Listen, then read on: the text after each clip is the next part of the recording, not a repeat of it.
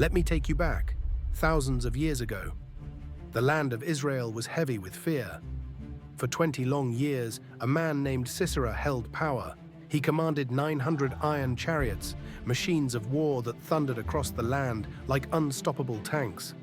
Wherever his army appeared, villages trembled, roads emptied, families hid, and whispers of despair spread from one town to the next.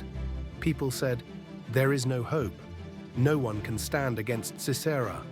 But in the middle of that darkness, under the shade of a palm tree, sat someone unexpected. Her name was Deborah. She wasn't a warrior, she wasn't a king. She was a woman, a prophet, a leader, calm, wise, approachable. People came to her for justice. They came with their conflicts, their cries, their questions. And under that palm tree, she listened. She judged fairly, and when others only saw fear, she heard something else. She heard the voice of God. Picture the land in those days. Imagine walking down a road only to see dust rising in the distance. You know what that means. Chariots are coming. The ground trembles, families scatter, mothers clutch their children, dragging them off the path, hiding behind rocks and trees. Men lower their heads, avoiding eye contact, praying not to be noticed. The people are weary. They've lived under this oppression for 2 decades. For 20 years, they've buried their dreams, silenced their songs, and lived in quiet submission. But beneath all that silence, there is also a cry to heaven, a cry for deliverance, and under her palm tree, Deborah listens. She knows the fear in her people's voices, but she also knows something they've forgotten. Their God is greater than Sisera's iron. One day, God comes to Deborah to send for a man named Barak. Barak is strong, a commander in Israel. If anyone has the ability to lead an army, it's him. But even Barak has grown weary. Even he has learned to live in the shadow of Sisera's power. Deborah looks him in the eye and speaks with quiet authority. "Barak, the Lord commands you. Gather 10,000 men. Go to Mount Tabor. Sisera and his chariots will come against you. But God himself will deliver him into your hands." Barak listens. He knows Deborah is a prophet. He knows she hears from God. But the weight of Sisera's reputation hangs heavy. He hesitates, and then he says words that reveal his fear. "I'll go, but only if you go with me." It's a revealing moment. Barak is strong, but hesitant. He wants Deborah's courage, her steady presence, to go with him. And Deborah, without flinching, says yes. She agrees to go, but her voice carries a prophecy, calm and certain. "Very well, I will go with you, but understand this. The honor of victory will not be yours. The Lord will deliver Sisera into the hands of a woman." A pause. The words hang in the air. What could she mean? The army begins to gather. 10,000 men climb Mount Tabor.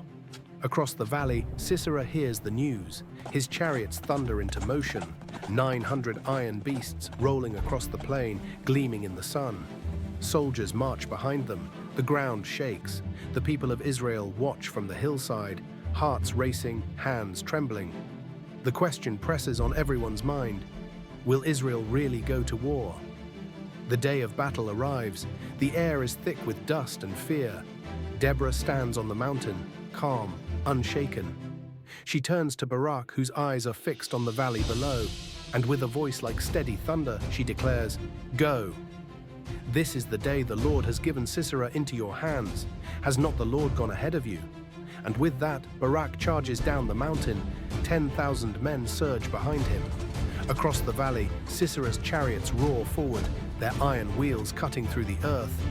But then, something happens. The skies darken, wind whips across the plain, rain begins to fall, at first a drizzle, then a torrent.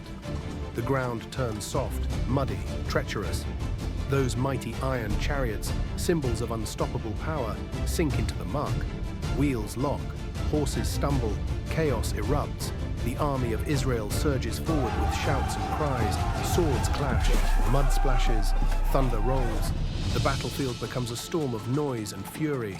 And in the middle of it, Sisera sees what no commander wants to see: defeat. His army crumbles, his chariots fail him, his soldiers scatter, and so the mighty Sisera, once feared by nations, abandons his chariot. He flees on foot, running like prey, desperate, breathless, hunted. Far from the chaos of the battlefield stands a tent, the home of a woman named Jael.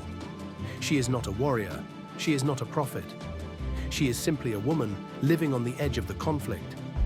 Through the trees, Sisera stumbles toward her camp, exhausted, desperate. His chest heaves with every breath, sweat mixes with rain and mud. His once proud armor is stained with shame. He sees Jael's tent, safety, he thinks. Refuge, she greets him at the entrance, calm and gentle. "Come in, my lord." Don't be afraid, he collapses inside. She offers him milk, she covers him with a blanket.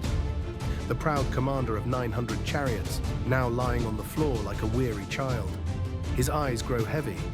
He believes he is safe, but Jael knows who he is. She knows what he has done. She knows the terror he has brought upon her people. And in that moment, she faces a choice. Stay silent, stay safe, or risk everything. Her face is steady, her hands do not tremble, quiet, resolute, decisive. As Sisera drifts into sleep, Jael acts. In the silence of her tent, she ends his reign of terror, not with an army, not with chariots, but with her own hands. When Barak finally arrives, searching for Sisera, Jael steps forward.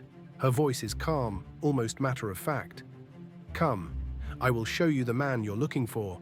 And there he lies, the once feared commander, defeated, not by armies, not by warriors, but by one courageous woman. The prophecy of Deborah is fulfilled. The honor does not go to Barak, it goes to Jael. Israel is free, their enemy crushed. The land exhales a sigh of relief. And then, in the days that follow, Deborah sings. Judges chapter 5 records her song, a song of celebration, of courage, of justice, a song that names the heroes, not just the mighty, but those often overlooked. A mother in Israel, a woman with a tent. Ordinary people through whom God brought extraordinary victory. It is one of the oldest songs we have in Scripture, a song of triumph, a reminder that sometimes the strongest weapons are not iron chariots, but faith, wisdom, and courage. Deborah led with wisdom. Jael acted with bravery. Two women, in different ways, changed the course of history. Their story whispers across the centuries. Sometimes the heroes we least expect are the ones who stand when it matters most. Sometimes courage looks like leading a nation with calm and wisdom. Sometimes it looks like one decisive act in a quiet tent. And so, their names are remembered. Deborah, the prophet who led Israel with clarity and strength. Jael, the woman who brought down a tyrant when all hope seemed lost. Their story still speaks today, reminding us that courage is not limited by position, power, or expectation. It rises in unexpected places, and when it does, history changes. That is the story of Deborah and Jael. Wow, what an incredible story. I hope you enjoyed uncovering this hidden gem from the Bible with me. If you did, please give this video a thumbs up and subscribe to Bible Stories Untold to let us know you would like more fascinating stories that are rarely talked about from the Bible. Don't forget to hit that bell notification so you never miss a new upload. What other stories from the Bible you are curious about? Let me know in the comments below.